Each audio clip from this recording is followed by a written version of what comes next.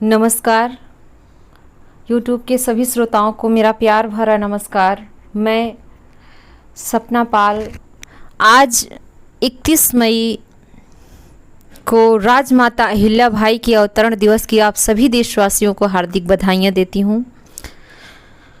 राजमाता अहिल्याबाई होलकर भारत की एक सशक्त, न्यायप्रिय, उदार, साथ साथ एक बहुत ही विशाल मानववादी दृष्टिकोण की वीरांगना रही हैं।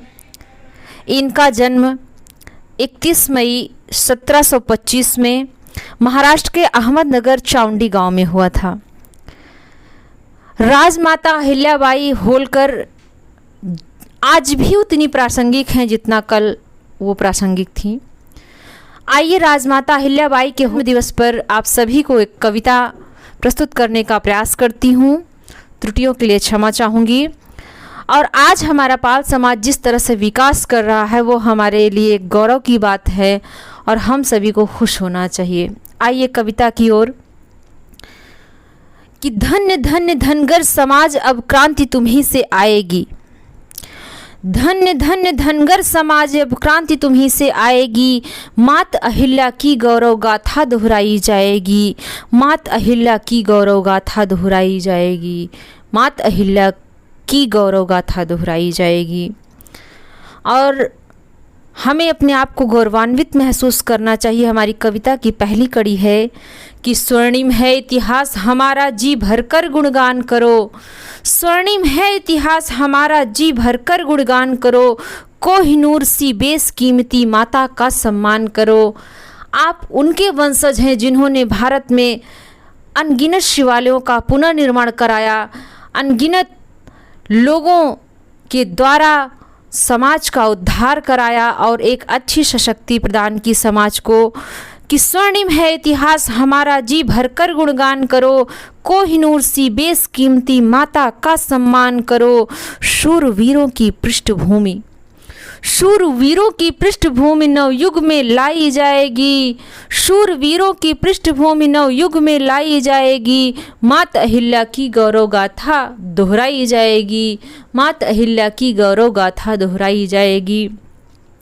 आज हमारे समाज में पाल एकता मंच और साथ साथ में बहुत से हमारे एक कड़ी जुड़ गई है हमारे धनगर समाज में, जिन लोगों के माध्यम से धीरे धीरे समाज में विकास हो रहा है। तो दूसरी कड़ी में कहना है कि पाल एकता सुदृढ़ करो, अब चलो संगठित होकर के। संगठन ही विकास का मुख्य आधार है। पाल एकता सुदृढ़ करो, अब चलो संगठित हो करके। न्याय प्रिया के वंशज हो, निज भुजबल अतुलित करके। न्याय प्रिया के वंशज हो, निज भुजबल अतुलित तुम करके। अभिमन्यु की वह गाथा अब नए सिरे से आएगी। आज का अभिमन्यु हमारे सातों द्वारों को तोड़ सकता है। वह चक्रव्यूह रचना होगा, वह समाज में वह क्रांति लानी होगी, वह दिशा लानी होगी धनगर समाज में। तो अभिमन्यु की वह गाथा अब नए सिरे से आएगी। मात अहिल्या की गौरव गाथा दोहराई जाएगी। मात अहिल्या की गौरव गाथा दोहराई जाएगी। और हमारी कविता की आखिरी और अंतिम कड़ी है कि विकट परिस्थिति, माना कि आज का समय बहुत ही विकट परिस्थितियों से भरा हुआ, लेकिन जब भी विकट परिस्थितियाँ आती हैं वहीं से एक नए मार्ग का निर्माण होता है। विकट परिस्थिति सृजन की बेला होती, इसको जानो तुम। विकट परिस्थिति सृजन की बेला होती, इसको जानो तुम। प्रसव पीड़ा सहकर ही माँ सृजती है सृष्टि, मानो तुम। रहो संगठित एक साथ, इतिहास धारा फिर गाएगी। कुशल रहो तुम, कुशल सदा थे, मंगल बेला आएगी। धन्य धन्य धनगर समाज अब क्रांति तुम्हीं से आएगी। मात अहिल्या की गौरव गाथा दोहराई जाएगी। विकट परिस्थिति सृजन की बेला होती, इसको मानो तुम। प्रसव पीड़ा सहकर ही माँ सृजती है सृष्टि, मानो तुम। सपना कहती रहो संगठित, सपना कहती रहो संगठित। इतिहास धारा फिर गाएगी।